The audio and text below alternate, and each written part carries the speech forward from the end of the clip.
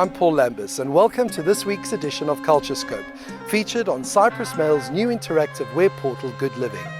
Our location for this week is the Hala Sultan Tekke, the main pilgrimage site of Cyprus and one of the most important holy places of worship for Muslims, with direct links to the Prophet Muhammad. Known as the site where the Prophet Muhammad's relative and wet nurse Haram died during the Arab conquests of Cyprus, the mosque is recognized as one of the most important sites of Islam. Built in 648 AD, and according to tradition, Grand Caliph Muawiyah, who was taking part in the expedition, immediately ordered the construction of a mosque on the spot where she had fallen ill and died. Today, the mosque stands as one of the most holy places of worship for Muslims, ranked fourth after Mecca, Medina and Al-Aqsa. The mosque is open to the public throughout the year. It's partly accessible for the disabled and entrance is free. Ocean Basket is Cyprus's favorite seafood restaurant, committed to giving you delicious seafood and that home away from home feeling, reminding you of what it's like to sit at the family table and share a meal with your nearest and dearest. With over 200 seafood restaurants in 19 countries around the globe, Ocean Basket is committed to serving their irresistible and bountiful platters at affordable prices. Basil, Ocean Basket is the 6th largest chain in the world and Cyprus's favorite seafood restaurant, offering an array of Mediterranean-inspired dishes. Where did the concept first originate and what inspired you to introduce this franchise to Cyprus? Ocean Basket originally started by two brothers, Fats Lazaridis and George Laz. In 2007, we got an opportunity to come to Cyprus. We came here and we haven't looked back since. The Cypriot market has welcomed us very well and the people now feel like it's their brand in Cyprus as well. Your new look stores are modular and modern without losing the charm and simplicity that have driven the brand's success over the years. Is it easy to evolve your brand and remain consistent with your product? To remain consistent in our product I think is a key to any business. Every 7 years what we do is we look at our stores to refresh the look, and what we do, we assess the trends in the market and we adapt the original. We try not to lose the original warm atmosphere that we have in our stores, but we also look at what the trends in our industry is moving towards. If there's one thing in the world that I cannot live without, it's your sushi, particularly your fusion crunch platter. Tell us about that. It was specifically designed for Ocean Basket. We wanted to try to take the Mediterranean part of our business and infuse it with the Asian part of the business, and we created Mediterranean sushi. And it's a freshness of sushi that we're very proud of.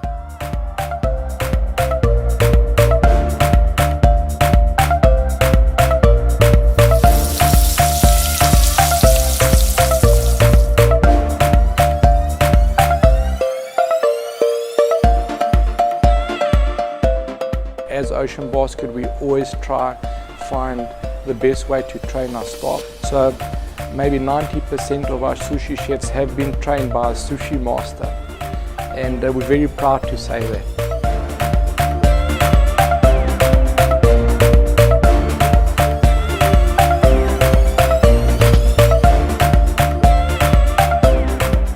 We've got a lot of new plans for the future, especially growing out of Cyprus internationally. And we're looking forward, to serving more customers, looking after serving good quality food, because that's been the whole basis of our establishments, is friendly service, a fantastic environment and good quality food at reasonable prices. For 53 years, the Berengaria Hotel remained a haven for royals and other titled guests. Farouk, the King of Egypt, a President of Israel, among other notable businessmen of the time, were guests at the hotel. The hotel's casino, nightclub, state-of-the-art furniture attracted both local and international visitors. Today, the abandoned hotel is a vacant space, which some locals believe is haunted.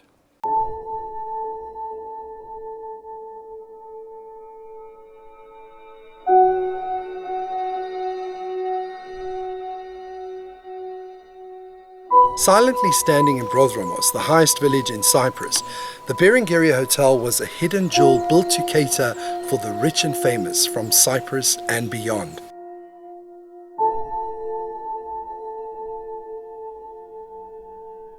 Today, the so-called Hotel of Kings is the subject of mystery, so much so that the abandoned hotel is a place sought after by visitors who seek the thrill of this location. Let's take a look.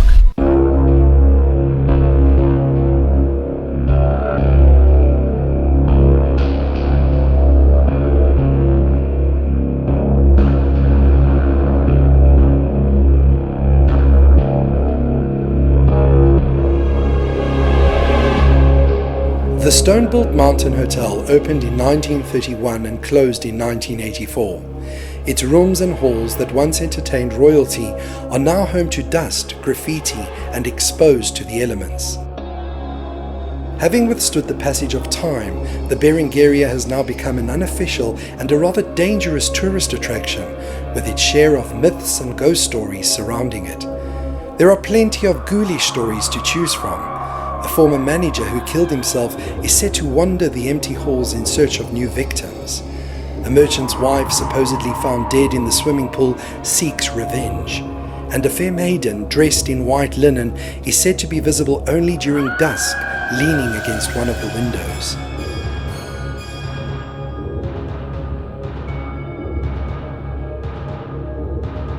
Vast rooms with fireplaces, impressive stairways, ballrooms, the courtyard and swimming pool all take you back to another era. You can imagine it filled with people, music, laughter. The Berengaria Hotel's history will always remain a mystery, and the secrets that haunt it make it an alluring place to visit. Rejoice, rejoice, O Bethany. Located in the town square of Larnaca, this magnificent stone church is one of the most remarkable examples of Byzantine architecture in Cyprus, and it lies over the tomb of Saint Lazarus, Bishop of Kition.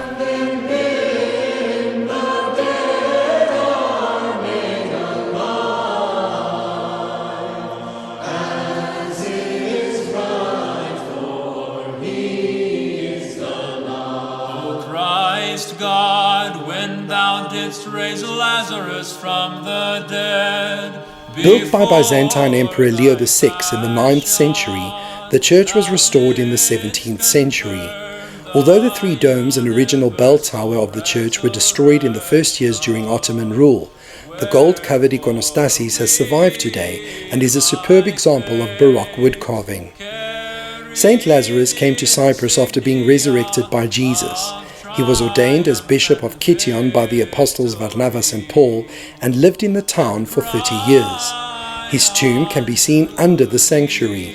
The saint is so revered that a procession is held in his honor 8 days before Easter.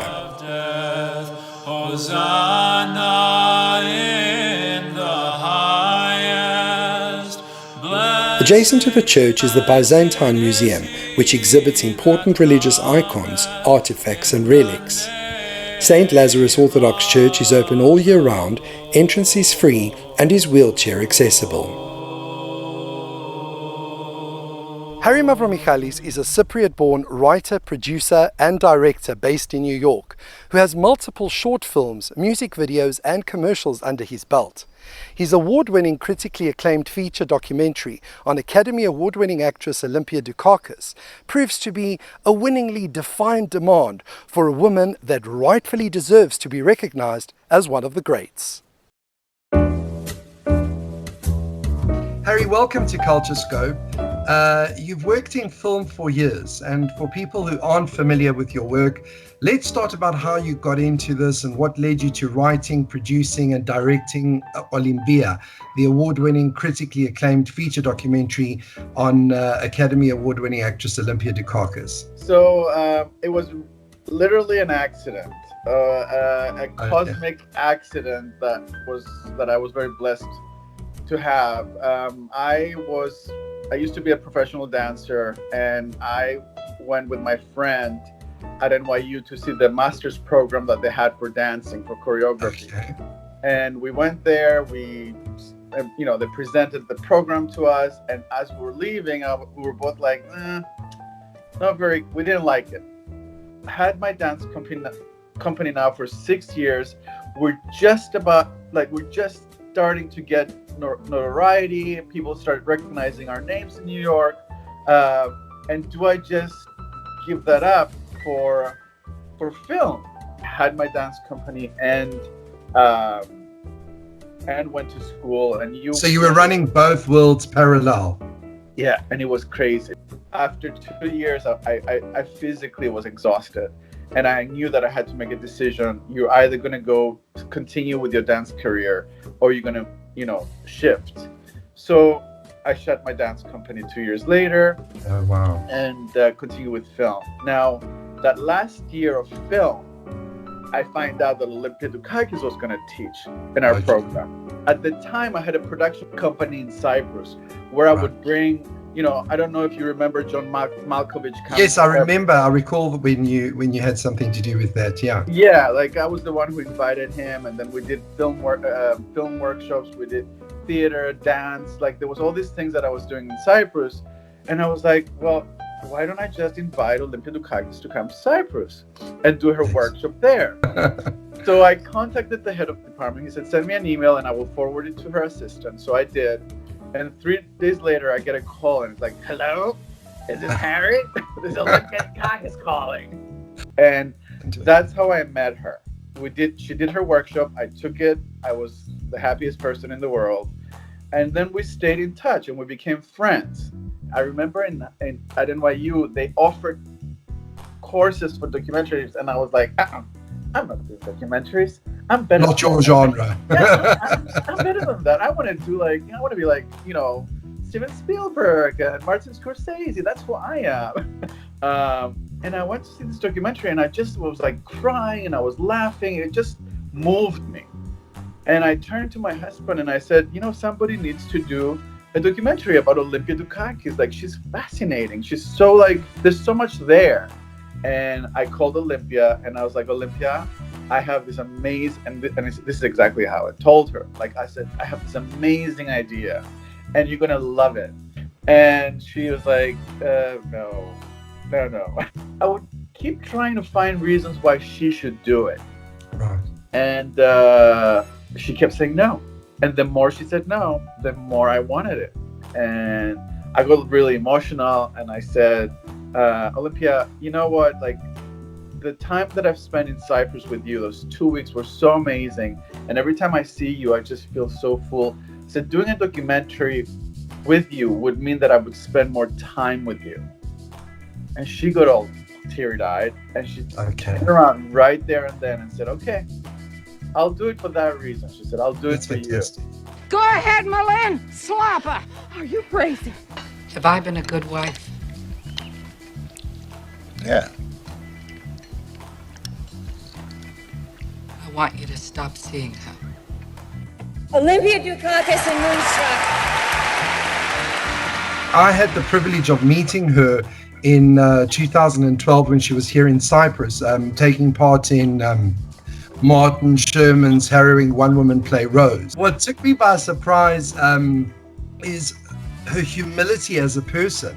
And yet there was this gigantic creative force in the room, which it reignites one's love for drama and one's love of life. Is she really this raw, this unfiltered and funny? Paul, I'm so happy you met her because you are one of those people who have experienced that. My goal from the very beginning was, how do I get people to see the side of Olympia that I saw and that you saw? How do I get that across so people can just be wowed by her? Because if you meet her, you are wowed. Harry, on the subject of the documentary now, a live streaming event has been planned in July for both North American and European audiences. Can you give us more details about the event and how one can acquire more information on the film prior to the event?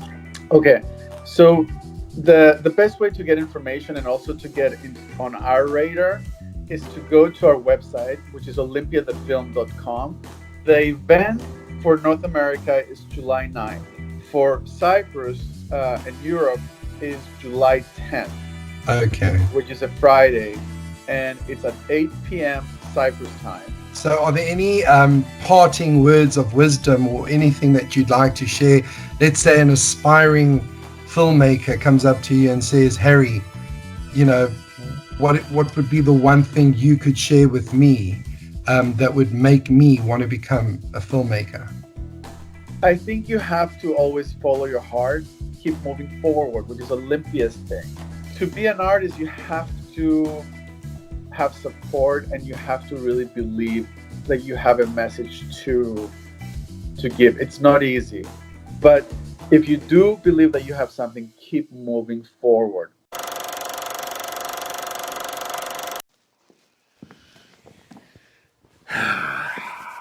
Can't wait for this.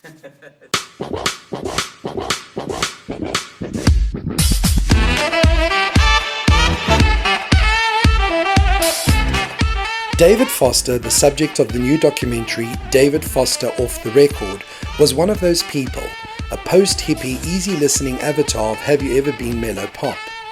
With Foster, though, there was a crucial difference. Born in British Columbia in 1949, he had a brief, hapless fling with rock and roll, but when his career as a pop star failed to pan out, it didn't take long for him to become a sought-after session musician and ultimately a record producer. Foster became the recording console virtuoso of Sink Into Your Pillow middlebrow smash hits by the likes of Celine Dion, Whitney Houston, Andrea Bocelli, Toni Braxton, Barbra Streisand, and Michael Bublé. He is the one who made over Chicago into a pedestal for Peter Cetera, who put the flame in St. Elmo's Fire, whose idea of a supergroup was getting Dionne Warwick, Elton John, Gladys Knight and Stevie Wonder in the same place to sing That's What Friends Are For. Blending rare archival footage, interviews and unprecedented access to Foster himself, David Foster Off the Record is an up-close and personal look at the extraordinary career of a producer, composer and entertainer who has helped sell more than 500 million records, working with some of the most successful artists of all time. David Foster Off the Record is available on Netflix this July. Stay connected and follow us on social media. If you want to be featured on Culturescope, contact our production team on the email provided below. Until next week, stay safe and let culture transform your life.